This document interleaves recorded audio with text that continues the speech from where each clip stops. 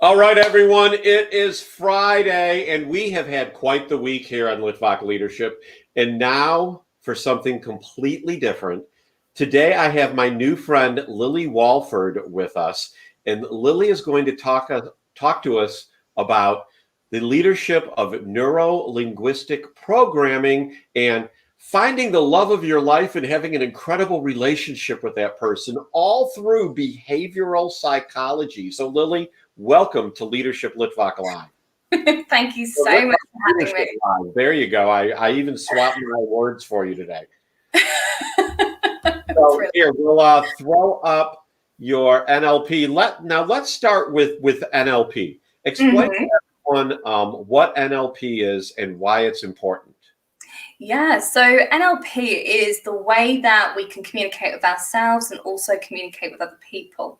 So we often find the biggest problems within life, within leadership, within business, within relationships tends to be where communication goes wrong.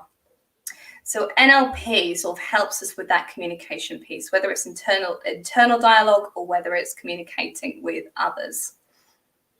So before the show started, I said, okay, is NLP this? And you were very nice. You said, well, it's more like this. So why don't you give a definition, because you were talking about the subconscious. Yeah, because the subconscious is the part that can process information quickly and easily. So the conscious mind, we really have to think about and be conscious and be aware of when we're doing things or the way that we're saying things. So when we're doing things on a subconscious basis and we're communicating to that, things tend to fall into place a lot easier. So, for example, the subconscious is where we do things on autopilot, like driving a car. Okay, so if we can communicate to that bit and get it to do what we want, that's the place where we want to really, really dive into and communicate to. Okay, so are you saying that NLP is basically learning something and then making it so deep within you, it's like driving a car? Yeah, and it can be used for so many different things, like things like phobias. You can literally cure a phobia within 10 minutes. You can, one of the ways that I got into it was I had a 5-minute chat with someone who was trained within NLP, and they removed my chocolate addiction within a 5-10 minute conversation. Bear in mind, that was a food that I thought I'd never, ever give up. Okay. And you've given up chocolate. Yeah. And the crazy thing was, it was 3 weeks before my birthday when that happened. And everyone brought me boxes of chocolates. And I just had this chocolate shrine for like a good 6 months because I couldn't eat it, but I couldn't give it away either. So and I know you're a hypnotherapist. So what is the relationship between neuro-linguistic programming and hypnotherapy? Yeah, so they're very, very similar. Very, very similar. So NLP is more like we're going through this conscious process, like having a conversation. Hypnotherapy, we go into an altered state. Okay, we can use hypnotherapy, very hypnotic language when we're communicating, when we're conscious and awake. But usually hypnotherapy is done when you're kind of in this altered state where you're just very, very relaxed and you're communicating to the subconscious directly. So explain the relationship between NLP and finding the relationship for yourself. Yeah, so NLP is brilliant at, like I said, that communication piece, and it's also great for the beliefs and the values, okay, around who you are and also what you believe a relationship to be, and also whether you're capable of having a relationship. And there's that great Henry Ford quote, whether you think you can or cannot, you're right. Yeah. And I think when you're in that place where you believe that you can't go into a relationship, NLP is great for being able to change those beliefs and change those patterns within your mind and the way that you are in a relationship so you can enjoy a healthy relationship. So let's talk about with the relationships. what exactly is your relationship coaching about? Yeah. It goes deep. Deep. So, with the relationship coaching, there's a few things. So whether you've just gone through a horrific breakup, or you've gone into a narcissistic relationship, whatever that might be, there's an element of healing involved. And there's also an understanding of yourself and what you desire in a partner and in the right relationship. So we call this the intelligent approach, where you can start to understand, where to find that person who you're actually compatible with. Because for a healthy relationship, you need someone who you're compatible with. You need great communication. You need great consideration for each other and the relationship. And you also have the collaboration piece of the way that you work together. Now, certain personality types work better together than others. So we bring in behavioral profiling. So that's about $30 million worth of US government research, where we can use this to help profile you within 6 minutes or less, and profile a partner in 6 minutes or less. And 6 minutes or less. Yes, 6 minutes or less. So we can understand the needs and fears and the behavior patterns of that person. Because at the end of the day, you want to make sure that you're with someone who that you can have a long-lasting relationship with. And also, when you go into a relationship, it's usually between 3 and 12 months of the honeymoon period of getting to know someone. So we just take that away. We're able to help you, avoid wasting time with the wrong one. So many questions. I'm going to leave this up because we're going to come back to the CIA level in intelligence. But before the show, when we were talking, I was like, how many married couples have you worked with? And you're like, 2. So why don't married couples seek you out to improve their relationship? Yeah, I think there's huge taboo around, making sure that you have a successful relationship. And I think lots of people I think there's lots of shame and lots of guilt about not having the right relationship, and also sharing that with the outside world as well. No one likes turning around and going, oh gosh, you know what, my partner's awful. Or our relationship's awful. We just had another fight again. No one likes talking about that stuff, and that can be quite vulnerable. So, and also I think, it's that taboo of actually working with someone to have a better relationship. People believe that they should be able to do that automatically. So I think that tends to be. Who are these people that can do this automatically? Sorry? Who are these people that can do this automatically? Right, exactly. And I think the funny thing is, we always take, the first relationship we see is our parents. Right. So you can find that, a lot of your relationship style tends to be the same as your parents. You take certain elements of that, or you avoid certain elements of that. So, we believe that's how a relationship should be, rather than actually going, okay, what's the relationship that I want to create? Okay, so let's talk about this cutting edge CIA level in intelligence. Explain again exactly how that works in finding, your soulmate. Mm-hmm. Yeah, so you can literally, there's 2 elements of this. So you've got the behavioral profiling, where you can profile someone within 6 minutes or less. And you've also got lie detection. So you can see if someone's being completely open, completely truthful with you. And I think this is really important. Some people go, oh, gosh, lie detection, that's kind of like, that's an invasion of privacy. But to be honest, people who believe that are usually the people that have got something to hide. An open relationship where you want to be connected, where you want to work together, this is a lifesaver. Because we've all been in those situations where, we've had someone, or we've said the words, I'm fine. And it's not the case at all. Sure. Being able to read between the lines in those situations. And also, it's great to avoid going into the wrong relationship. So, for example, 1 in 3 women and 1 in 4 men go through physically abusive relationships. Okay, this is across the US. So it makes it even more important to ensure that you're actually going ahead and meeting someone who's safe to be with and also compatible to be with as well. So that's really, really important. So, Lily, you have definitely improved my viewership. Wes is just, he's loving me and the show. And he's just so excited. Thank you, Wes. Thank you for all your kind words. So I'm explain the 6-minute thing again.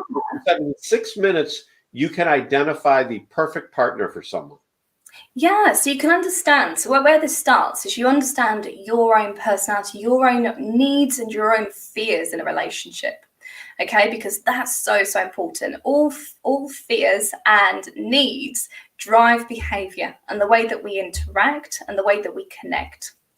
So when you understand that, you're able to connect with someone at a deeper level. And that's really, really important. Certain people things land with really, really well, and some things don't. So you want to make sure that you're actually, number one, saying the right things to build the right relationship, but also knowing that your personality actually works with someone else's. Well, and so what personalities do you think when you say your personality works with someone else's, are you talking about based on Myers-Briggs? Are you talking about what are you talking about then? So this is stuff that we train our clients in. So we actually look at certain things. It could be what you're wearing, the context of what you're sharing. Okay, because all these things, everything that we share, we're looking for a certain outcome.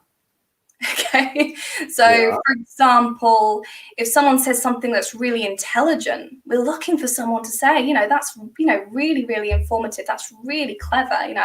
Wow, thanks for sharing that with me.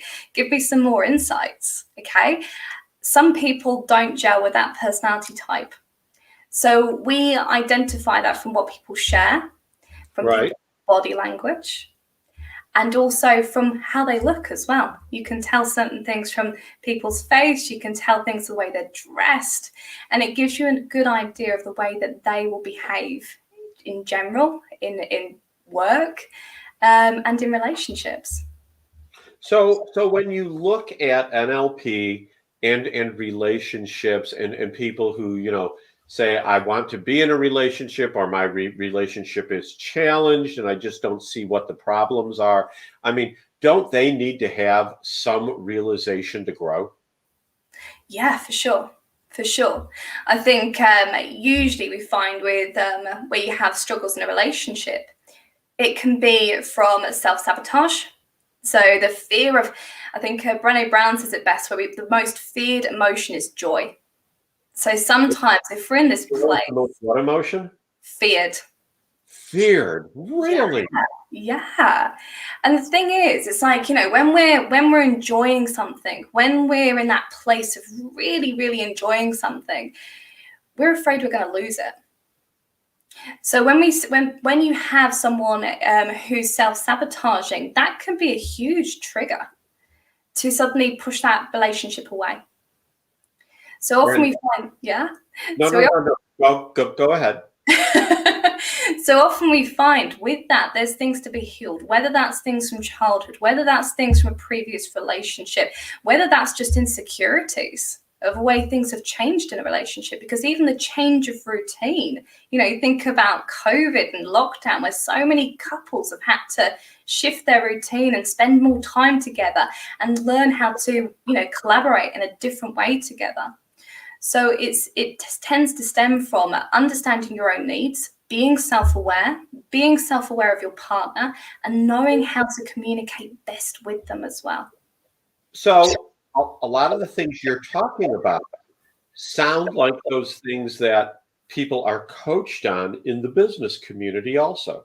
Yeah, for sure. For sure. At the end of the day, it boils down to understanding yourself, understanding how to communicate and connect. Okay, because I feel like some people talk at people without getting that ping pong effect of information back and dealing with that. And I think when you know how to communicate in the best possible way, you get the best out of yourself, you get the best out of the other person, and you get the best out of the business or the relationship or whatever that is. So I think this is so, so crucial, and you can use it wherever. So when someone comes to you, have you seen not only an improvement in their personal life, but an improvement in their professional life too? Yes, for sure. Because at the end of the day, like I said, when you're dealing with people, and you're able to express yourself to a point where you're actually understood, you're coming across in the right way, or you're able to suddenly get the best out of your team or get the best out of that relationship, life feels easier. We find that most problems are caused by people, whether it's yourself, whether it's other people. And it does, 95% of the time boil down to the way that we communicate and connect. So which came first for you, the relationship coaching or the NLP? The NLP. Okay. So, I fell into NLP. Originally I was an accountant and had no plans to go into anything like this. I thought I was going to work to the top and go into, CFO positions, but this took me in a whole new direction, because I realized that, communication, the way we connect, is so important. And, I went through some pretty horrific relationships, got stalked for 5 years. I wanted to understand what it actually took to have a healthy relationship, what it took to actually have that great connection with someone. I enjoy sharing that with people and how they can do that. So who introduced you to NLP?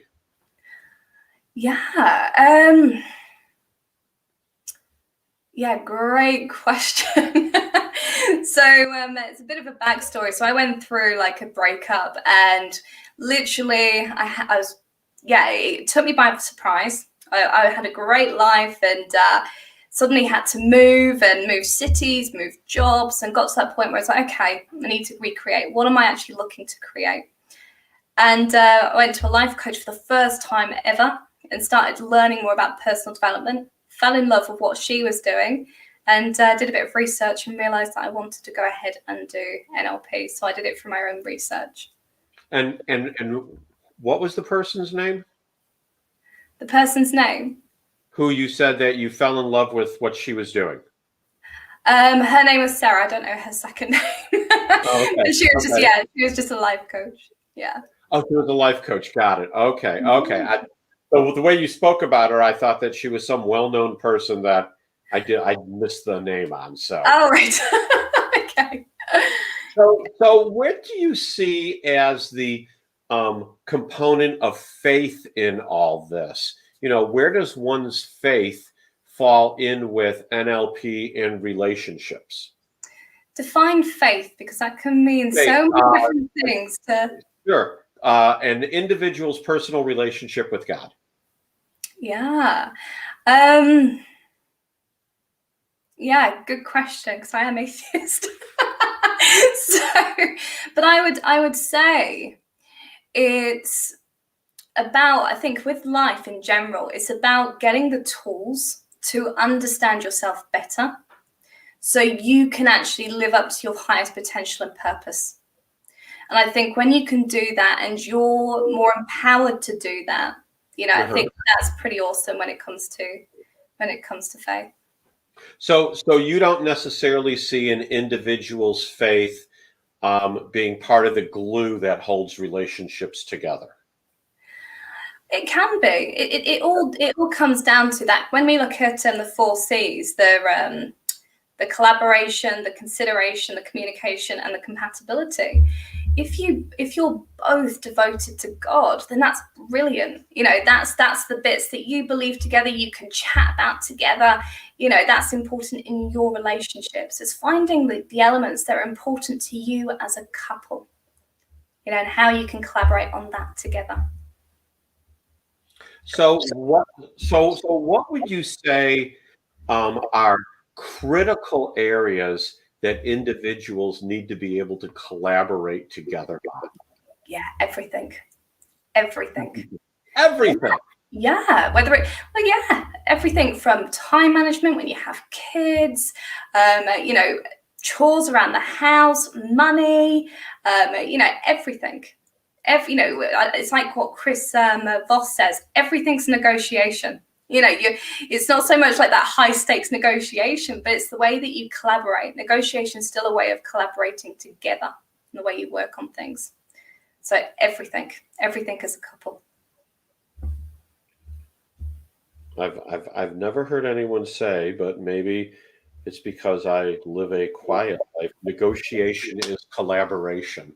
That's something to roll around in my head. Why don't you build on that a little bit? Yeah, because when we collaborate, we need to understand what we need, what our partners need, and the way that we can work together to make to put the relationship in the best place. And that's the negotiation. It's like, okay, what's your weakness? What's my strength? How can we push this together? Is it financial? So, okay, great. You've got the breadwinner doing their bit on their job and the other person looks after the house or whatever that might be in the relationship dynamic. But you negotiate that together. You don't say, right, you do this and you do that. Sure. So here on which one is it? The Love with Intelligence site, I see you have a blog, you have a podcast, you have trainings on TV. There's a community you have. Tell us a little bit about those items. Yeah. So obviously we've got a blog. We go into so many different things around relationships, around we're doing a lot around self-sabotage and narcissists recently, a podcast and the TV. We sort of do YouTube episodes and have that in podcast form as well. So recently we've interviewed Scott Rouse, who's awesome in behavioral profiling and body language. We've also interviewed Mark Bowden, so he's huge. I don't know if you've ever seen his TED Talk, but it has like 3 million views. He's amazing. And also we've interviewed the likes of David Snyder, who's huge within the NLP world. So we've literally talked a lot around relationships and how you can make the best impact when you're dating or building a relationship together. And then we also have our community, which is on Facebook. So we've got about 700 people learning about how to have a successful relationship. So I would assume these are 700 single people, and once they get in a relationship, do you kick them out of the group? That'd be harsh. Right? No, I don't kick them out of the group. There's always so much that we can learn, whether we're single or whether we're in a relationship. So do you work with businesses and taking your wisdom, understanding, and knowledge to help their staff getting along? It's quite interesting actually. I'm doing a little bit around leadership training, yes, but that's going to be launching next month. So, okay. Yeah. So tell us a little bit about the launch. Give us some of the inside information. Well, it's a joint ventureship with an awesome guy who's looked into motivational intelligence. So it's understanding the 360-degree view of what people need in order to be a powerful leader. So yeah, it's very, very cool. And you are going to be doing the personal relationship slice of it? I'm yeah, there's lots of different things that are going on behind the scenes within that business. So I'd love to share more, but yeah. At the moment, huh? Okay. All right. So what was your the first person you coached, whether for NLP or loving with intelligence, or love with intelligence, more appropriately stated? What was that like the first time you worked with somebody? Oh my gosh. Yeah. Think back through the hundreds of people. Yeah, no, you always remember your first client. Oh gosh. Yeah, I'll go with the love with intelligence one because that's the one that really comes to mind. Yeah, incredible. There was this lovely lady. She'd gone through a divorce and literally changed her life within just a few short weeks. So she went from really struggling throughout the day to suddenly thriving, knowing what she wants to do, and knew what sort of relationship she wanted in the end as well. So it was just, yeah, gorgeous, absolutely gorgeous. So she came to you. She was not where she needed to be, and within a few weeks of you speaking with her, giving her some exercises, giving her some things to work on, she was on the upswing. Yeah, honestly, she was just absolutely just amazing client to work with as well, because she just literally took everything on board and just went for it. She was just totally ready for it. So she changed career paths. She understood what she really wanted in a relationship. She knew that she needed a bit of time on her own because she just come out of a 25-year marriage. So yeah, she was just absolutely, and we still keep in contact now, which is absolutely lovely. Well, she was number one. You better keep in contact with her. Yes, exactly. So I see you and Jonam. Did I say his Jonah, name? yeah, that's correct. Jonam are both behavioral profilers, relationship and dating coaches, and you're both NLP master practitioners and hypnotherapists. So, That's correct. how did you meet him as a result of the business, or did the two of you start the business together? I met him as a result of the business. Okay. So yeah, it was actually, we got together 3 weeks after I learned behavioral profiling. So, So what? Was he a client that came in and you read his profile and go, oh, this is what I've been looking for? Oh God, no. I met Jonah when I was training. So he was a trainer for Chase. And Okay. yeah, we sort of built our relationship from there. So, which was brilliant. So how did you get into hypnotherapy? Because I have just always found hypnotists, and maybe hypnotherapy is different, but hypnotists somewhere between, wow, that's incredible, and Yeah. that's bullshit. You know, Yeah. it's somewhere in there, and depending upon the person, it's either, wow, that's so impressive, or that's ridiculous. Who are you kidding? Yes, So totally get you. tell Yeah, us about that. yeah. I mean, we're quite lucky with the information that we've had through the behavioral profiling. So, a part of what we have learned through that, we actually applied to our hypnotherapy. So, I don't know whether you sort of looked in like political speeches, a lot of them have got hypnotic language in.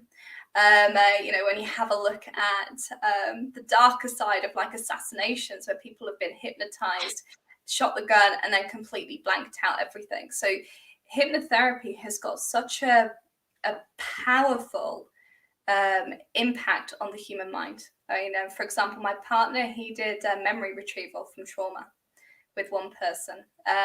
You know, within a couple of sessions, she was able to remember certain things that she couldn't before from like her childhood. So there's so many different clever things that you can do with it that can have a very powerful, positive result on your mind and your life, essentially. So can you use hypnotherapy to avoid self-doubt? Yeah, I would say so. I think the important thing is though, with the ethical side of this, is self-doubt's there for a reason. So yes, you could probably take it away, but what's the benefit? Because that you'd, for self-doubt, for example, you would be looking at the deeper crux of what is that self-doubt trying to do? Is it trying to keep you safe?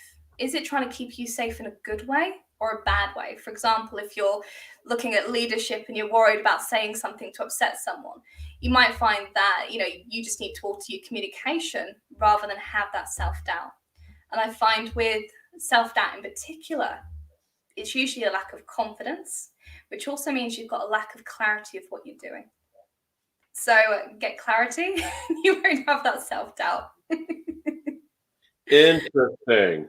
So I've never seen self-doubt as a positive emotion, but the way you're describing it, it sounds like it could be a positive emotion that keeps one from walking through a threshold that either they shouldn't be walking through or that they're not prepared at the moment to walk through. Yeah, I think when you have a look at all emotions, they're all needed. They are all needed because for example, fear can be such a great motivator. You know, when you think about how fear can actually drive you to do things that you've never done before, you can push through.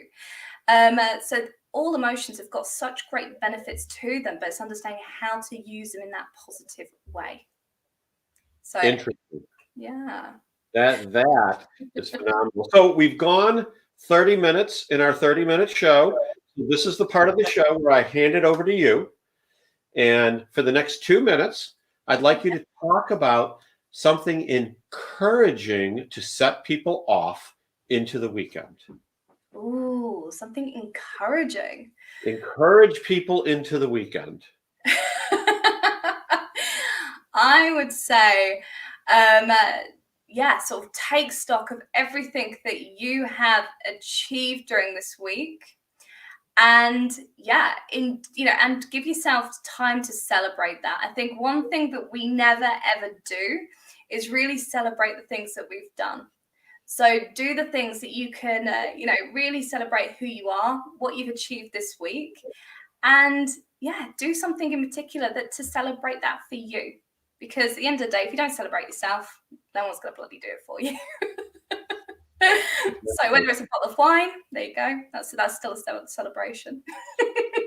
Fantastic. Lily, thank you so much for being my guest on the show today. You've brought a topic that we've never discussed. And frankly, I see the leadership required for it. And you are certainly a leader within this vertical.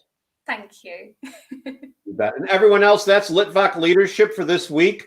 We will be back next week. And hey, next week, in case you didn't know, Monday is the 1-year anniversary of when the United States went on lockdown for 2 weeks and then 6 weeks. So that's what we're going to be talking about Monday with a very special guest. So join us Monday for the positive outlook of what COVID brought us. Have a great day. Bye now.